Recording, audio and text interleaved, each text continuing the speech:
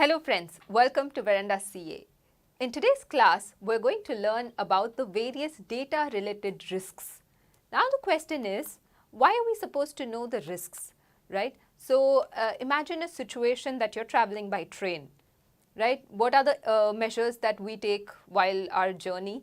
We tie our luggage with the chain, right? We pack adequate food with us in case we do not find any food on the stations or in the train, right? So only if you're aware of the risks that are related to any situation can we plan the controls or our actions accordingly, right? So for that reason, it is very important to know the risks related to data. And why data? Nowadays, you all know that data is gold, right? Any leak in data can cause a lot of damage to the company, to its financial position, to its reputation, yeah. And in this present day and age, when all the companies are so competitive, yeah, working very hard to stay ahead of the game, in such times, it is only very important that we are aware of what are the risks that are related to our data, which is as precious as gold, so that we're able to apply the adequate controls. So if all of you are ready, let's proceed. These include physical access of data and electronic access of data. So one is, imagine that you have your laptop, right? And in your laptop, you have entered a 4-digit PIN to open your laptop. So one is a case where you keep your laptop under lock and key.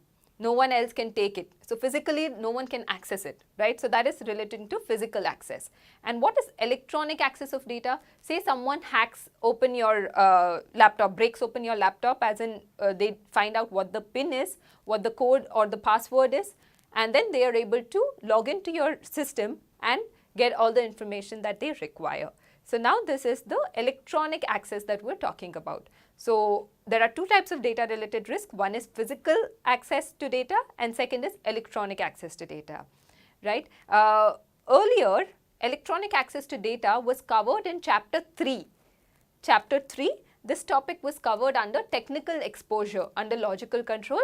But now, after the amendment has happened, they have moved this entire chunk to the first chapter, right? So we're going to be doing this under the first chapter. Right, number one, data diddling. Do all of you remember one of our favorite movies, Three Idiots or Nanban? In that, you remember that scene where the speech has been modified and then he goes on to read the wrong speech, right? So data diddling is something like that, where the data is changed before it enters the system or it is changed after it has been entered into the system. How can I change data when it's before its entry into the system? For example, I change the source document.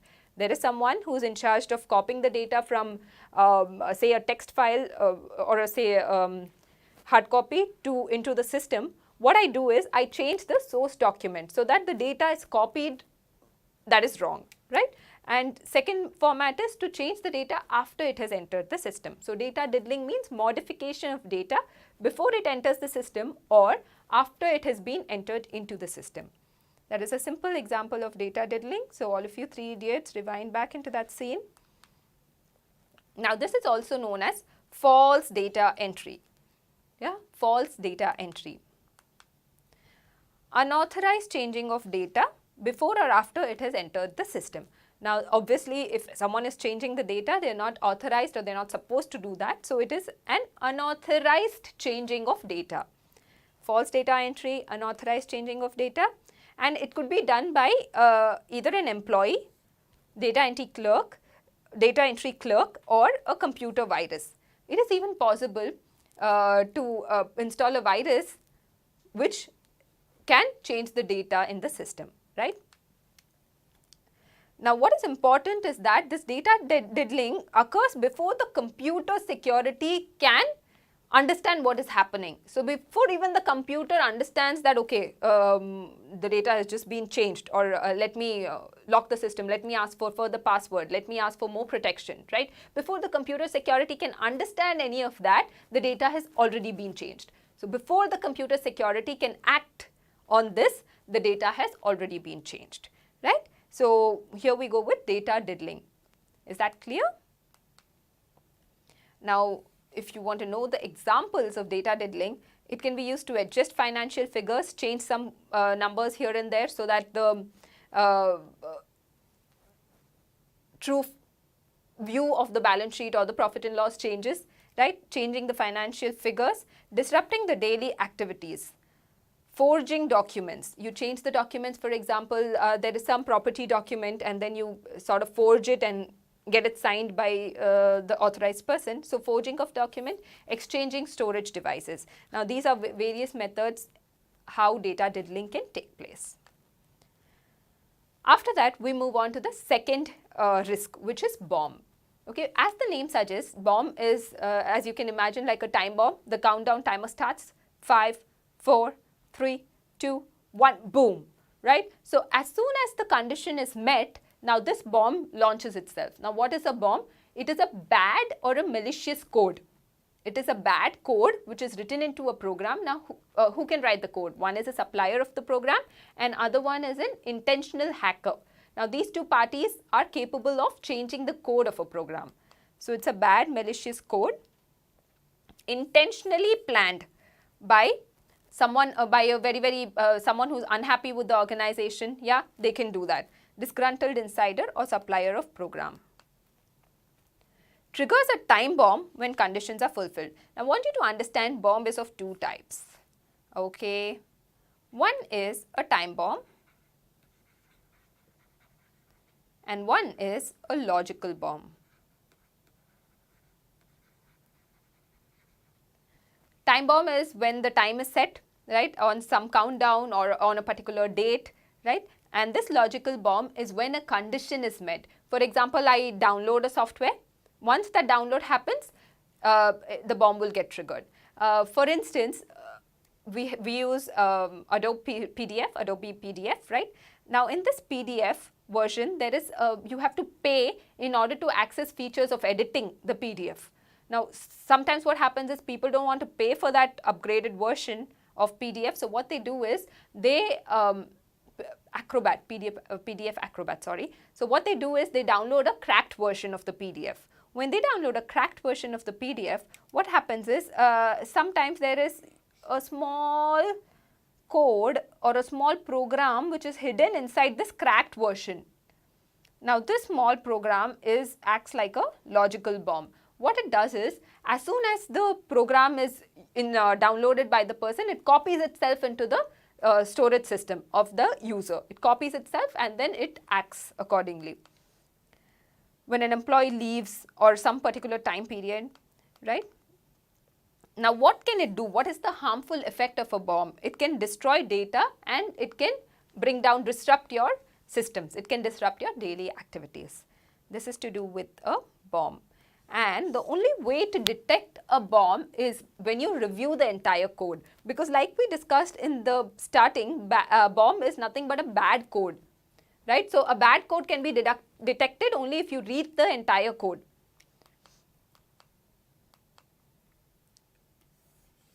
One good thing about the bomb is that it does not affect the other programs that are running. Okay, it affects only the program that it is installed into, because it's a code which is written in that particular program. So it does not affect the other programs. Yes. So after being done with data diddling and bomb, we're going to move on to worm. Now what is a worm? As all if you can imagine, a worm. So what a worm does it is a standalone computer program that replicates itself. We know how fast worms multiply, right? So similarly, in the computer language, worm is something, it's a program which replicates itself in order to spread to other computers, in order to spread to the other computers. It often uses a computer network to spread itself. For example, if there is a worm that is there in my system, it can easily get copied onto all my contacts and it can move on to their computer systems. So worm is something that multiplies very quickly and gets copied onto the other systems through a network, Now there's a very famous worm called the alarm clock worm. What it did is, when it was written by a person who wanted to try this out. So alarm clock worm is something that sets up automatic alarm, wake up alarm. Okay, so these are like false alarms which people have not set by themselves, but this worm sets it by itself and starts to ring. And when it rings and you press the dismiss or the snooze button or whatever, it immediately gets copied onto all your contacts, and they also have this false alarm alert, right? And there was one worm called the I love you worm, which placed the I love you message on all the users' screens, right? So worm is a program that replicates itself into the other computers using a network. Clear? Awesome. Are you all able to understand? Because the next in line is going to be a data related risk which is related to worm. So any doubts on worms? Yes guys, any doubts on worm, you can put it on the chat box. Awesome. So the next is Christmas TreeExec. I want you to note that in your textbook it is given as Christmas card, but the real or the original name of this virus is known as Christmas TreeExec, because it was made by using the programming language or the script called as Rex. So this exec comes from this Rex. So Christmas TreeExec. Now what happened under this is that on all the people who used IBM operating system, on all these systems this worm copied itself. Now when it copied itself, there started to be, okay, I'll show you the image, but suddenly on their screens, as soon, like it prompts you, please type Christmas. So you get excited and then you type Christmas. And as soon as you type Christmas, there's a Christmas tree suddenly that appears into your screen. All this work that you're doing, probably it gets deleted, and it also copies itself to on all the contacts, email contacts that you have. So this Christmas tree worms works like this. It was a widely disruptive worm because it got copied into many, many systems. Ran on the IBM operating system. It drew a Christmas tree as a text graphic and then sent itself to each entry in the target's email contacts file. For example, so say I have an account on Gmail, and say for example, my contacts include SRK, Sallu, Vijay, Talaivar.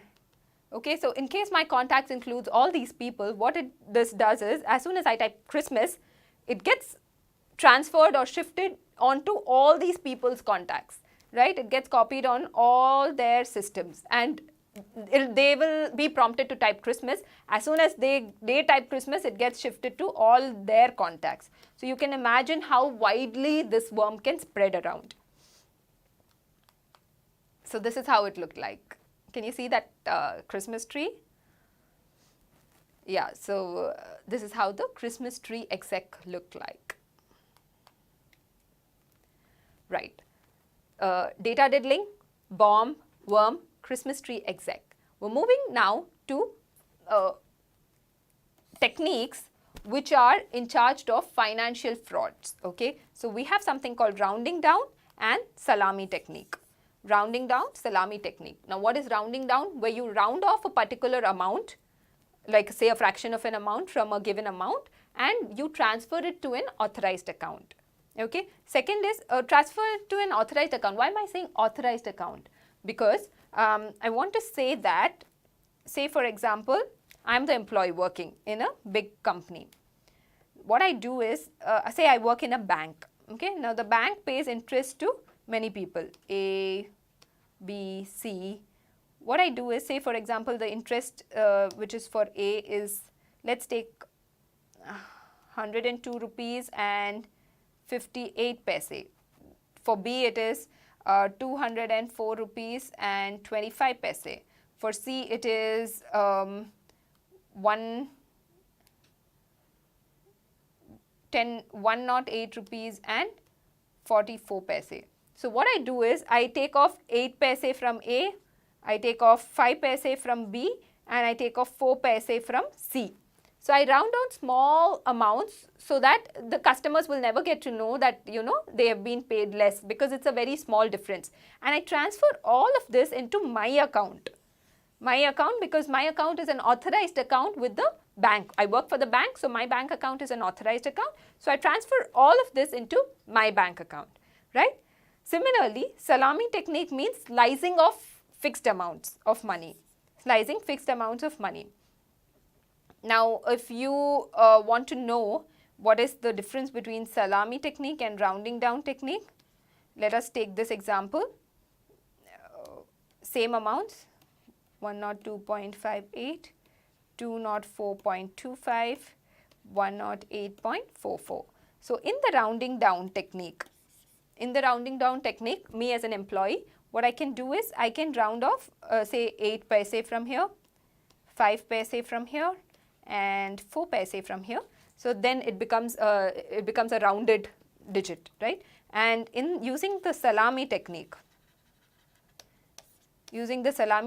what I do is take away 10 paise from all the accounts, a fixed amount of 10 paise from all the accounts. So when I take out a fixed amount of money, it's known as slicing down. Clear?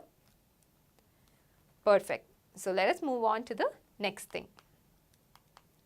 Trapdoor or backdoor. Yeah. How many of you have seen Home Alone? Right? In Home Alone, they find so many doors to enter the house. Yeah, the people who want to do the theft, they find so many ways to enter the house, which is not the front door but the back door. So backdoor is a common mechanism. So using a backdoor, what you do is you cannot enter into the laptop or into the phone directly using the pin, but there is a backdoor entry. Now this backdoor is a sort of a program which is the companies who manufacture phones, for example Apple or Samsung, they have the backdoor code for each phone. Now only they will be able to access the backdoor of, for example, my phone, something happens and I'm unable to open it, right? What happens, I have to take it to the people, and if they agree, like for example, it is a very important transaction that they have to really open the phone, say for the purpose of law, yeah, then what happens is they will open my phone or my laptop using the backdoor entry, Secret entry into a program.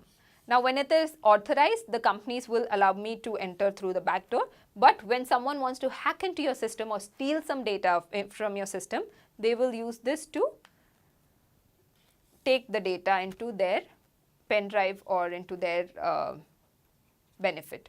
Without going through the usual security procedure, viewing of data, unauthorized access. Okay, when someone is able to view the data and get an unauthorized access to it, it is known as backdoor. So secret entry into the program. Right? Next we are going to do is spoofing. Now, what do we mean by spoofing? Spoofing means creating an identity which is not yours. Let me share this incident with you, real life incident that happened a few days ago.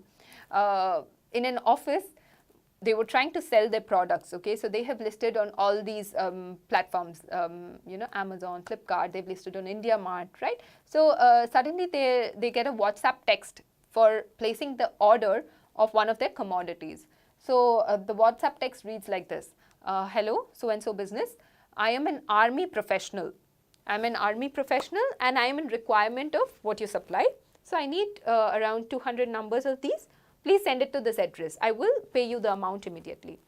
So when you look at that chat, okay, you feel that you've won an order, and the display picture is that of an army man, and he's saying things like Jai Hind, this is the order that I have, and all of that. And okay, so I gave the bank account details to the person. When the bank account details were shared to the person, they said that we have a mechanism called the army refund account. Okay, so what happens is you have to transfer 5 rupees into my account and 10 rupees will be refunded back to your account. So this was a little strange, right? So he said that, yeah, this is how army, accounts function. So, anyone could have fallen into for it because he was really doing that well. He was, gimmicking the whole thing very well. So he said that whatever is the bill amount, say for example, the bill amount was 1 lakh rupees. He said, you please transfer 50,000 to my account and immediately 1 lakh rupees would come into your account. But this he did not do in the first instance. First he asked for 5 rupees and then the user saw that 10 rupees had come to the account. So, he sort of believed. Then he said, okay, you transfer 1,000 rupees. You transferred 1,000 and 2,000 came back to his account, right? And then he said, okay, now you transfer 50,000, 1 lakh will come back to your account. So when they transferred 50,000, it was gone, right? It was the person vanished, the phone number was not reachable, right? So this is spoofing, where you Act as if you are someone else. Act of disguising a communication from an unknown source as being from a known person or a trusted source, right? This is spoofing. Used to gain access to a target's personal information by bypassing the network access controls.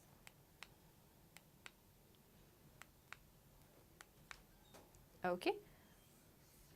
Can you repeat in the chat box what are the things that we've learned so far? How many types of data related risks that we've learned so far? Come on, let us test our memory. Number 1 was data diddling. Number 2 was bomb, worm, Christmas tree exec. And then we had the rounding down, the salami technique, and then we had trapdoor or spoofing. Okay, we're coming to the last one, which is asynchronous attacks. Asynchronous attacks. Now, what is the meaning of asynchronous attacks? Let us first understand that. So, companies like, say for example, MRF tires, yeah, they have a need to load or transport their tires from the factory to their depot. Yeah, they have to transfer their tires from their factory to their depot. So, they have to engage many logistics partners to do that for them, right? Now, in order to get the best rate in the market, they raise something called an RFQ, request for quotation. They raise an RFQ, request for quotation, and say I'm a transporter, I can participate in this RFQ. Say I participate in this RFQ and there are 2 other people with me who participate. A, B, C. Okay. So, in case 1, what can happen is, in case 1, we all meet at MRF's office and we give our quotation to them, right? We all meet, case 1, meet and give quote, meet and give quote. So, when we meet and give quote, there is no actual difference in timing. As soon as I give the quote, they get the quote, they understand the quote and they make the decision later on, but they understand the quote as soon as I give it to them, right. So, one is meet and give, and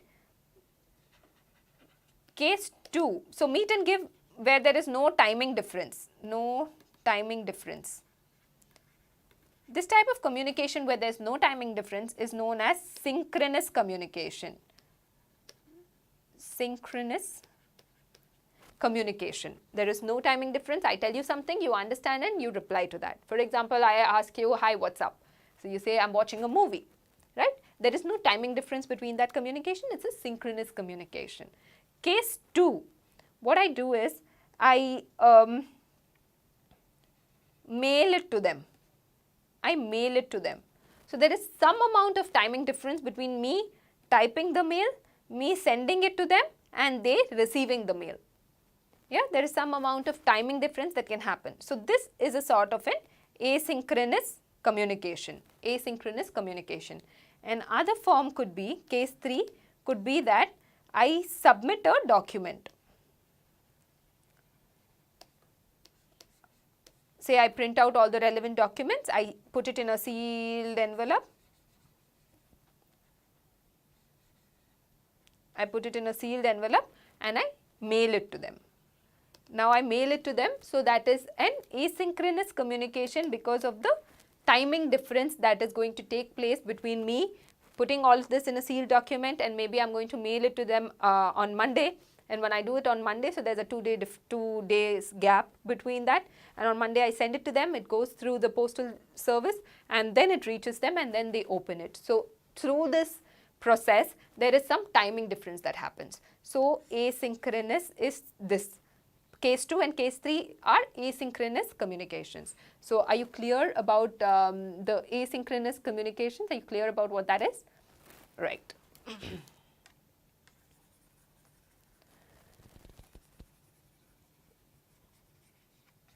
Now, if you've understood what is asynchronous communication, let us read something about it and how these attacks happen. Okay.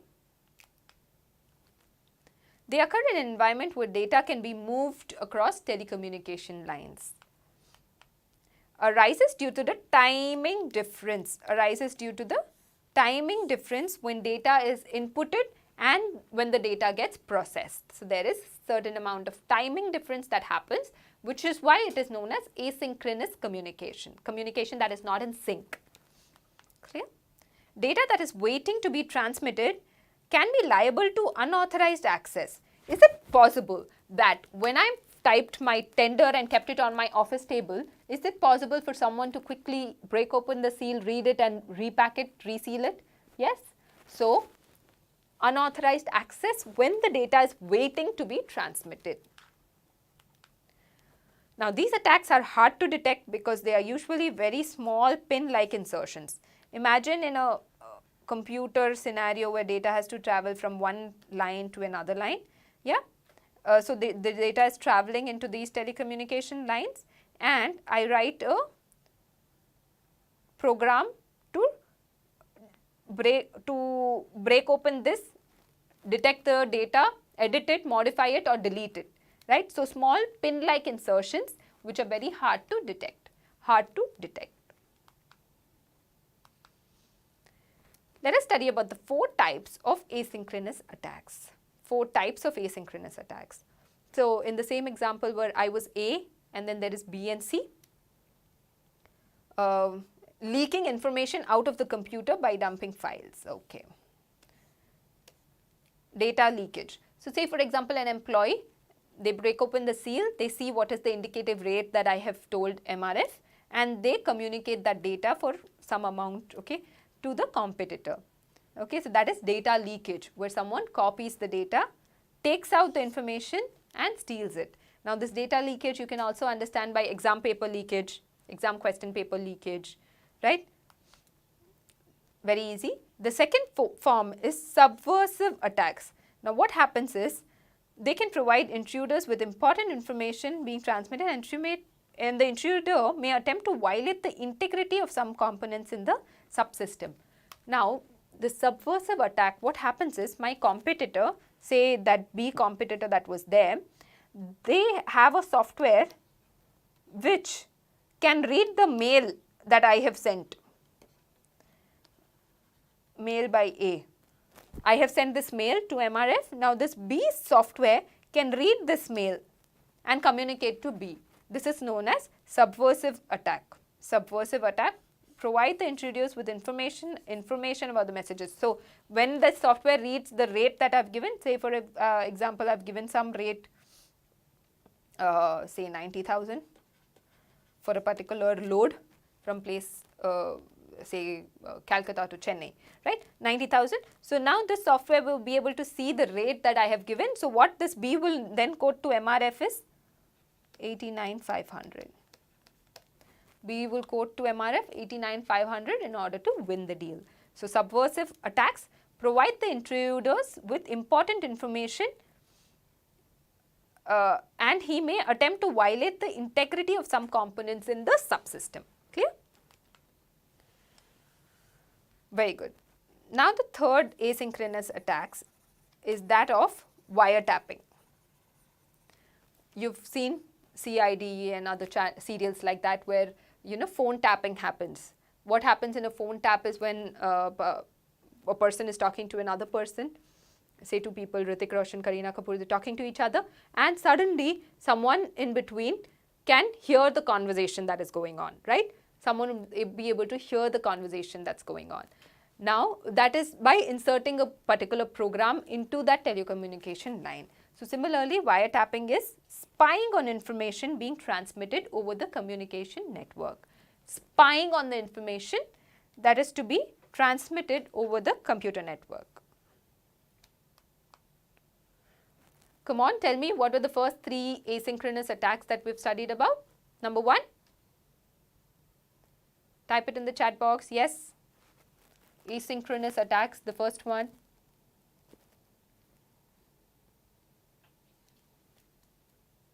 Yes, Karthi. What's the first asynchronous attacks that you remember? Data leakage. Very good. Data leakage. Number 2. The second one, subversive attack. Third one, wiretapping. Yes. Okay. And finally, we have piggybacking. By the name you can understand, piggybacking, by the name you can understand that it is carrying someone on your shoulder and going. For example, I am an authorized person, and as I am going, I carry along with me an unauthorized person and come along the office. For example, in the office we have the biometric system where, say, the door opens for 15 seconds and along with me another person also enters into the office. So, piggybacking. Act of following an authorized person through a secured door or electronically attaching to an unauthorized telecommunication link that intercepts and alters the transmission. Now here I want you to understand what can happen is, I've sent a mail to MRF with 90,000 as my indicative rate, with my indicative rate. So now what this does is, this person here, this is the mail by A. Now what B does is, B launches some software which comes in and alters the mail to 95,000. It alters my email or it alters my documents that I've posted to them and makes it 95,000. So it alters my rate. So piggybacking is something that follows an authorized person and changes the data, right? Intercepts and alters the data. Intercepts and alters the data. So that is piggybacking. Done. Clear with the 4 types of asynchronous attacks that we had, right? Okay. Now let us run through a quick summary of the things that we've learned. So what we're doing right now is chapter 1. Under chapter 1 we have 3 risks. One is business risk, one is technological risk, and the third one is the data related risks. So in this live session, what we have covered is this aspect, data related risk. Now under the data related risks, we have a couple of things that we have studied. Under data related risks, we have studied number 1, yes? Number 1 data related risk was data diddling. Data diddling, which meant modifying of the data, changing the data.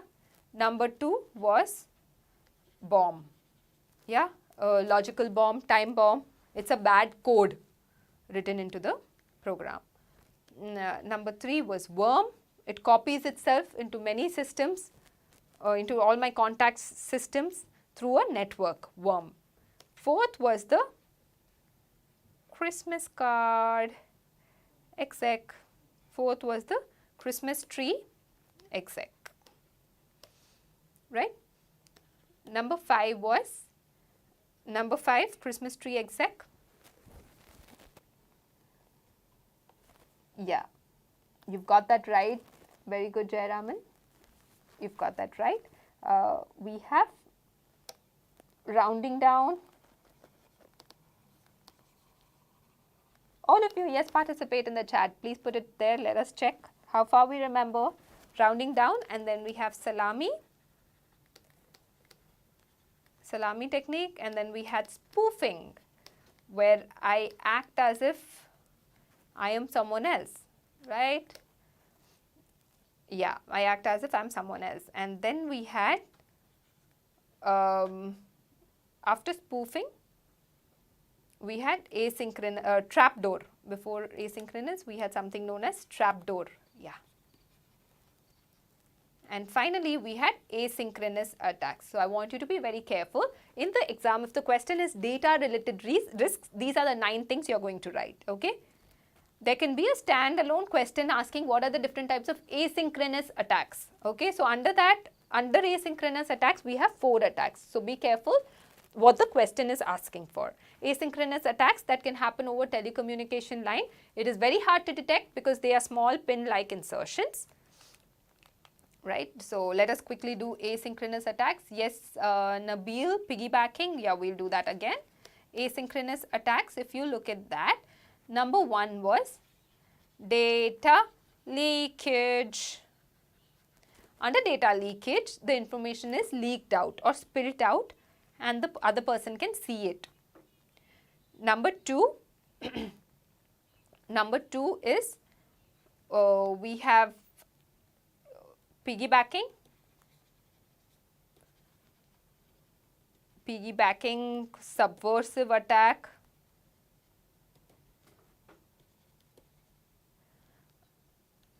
and wiretapping.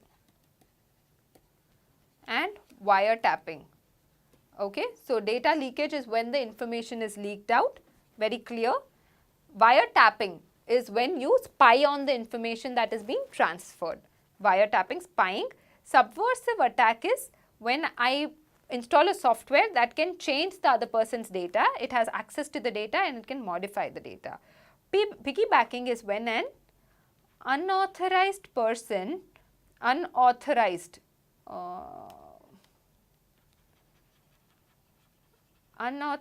person follows an authorized person, follows an authorized person, okay. So, you know, piggybacking means literally when I am carrying a child on my shoulder and I am taking him around, that is known as piggybacking, right. So, when an unauthorized person follows an authorized person and he can alter the data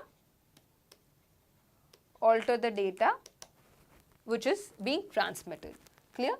Nabil, is that clear? Piggybacking, is that clear? You want to see the text ones? The act of following an authorized person through a secured door, and that person who is unauthorized can intercept and alter. What is the meaning of intercept and alter? It means change the data. You can write this example, 90,000 is made into 95,000. So, they have increased my quote. So, naturally, I will not get the tender and say the person B will quote 90,000 or 91,000, anything below 95,000, right? Clear. So, this is piggybacking, right? So, these were the various data related risks, and until we see in the next class, thank you all very much.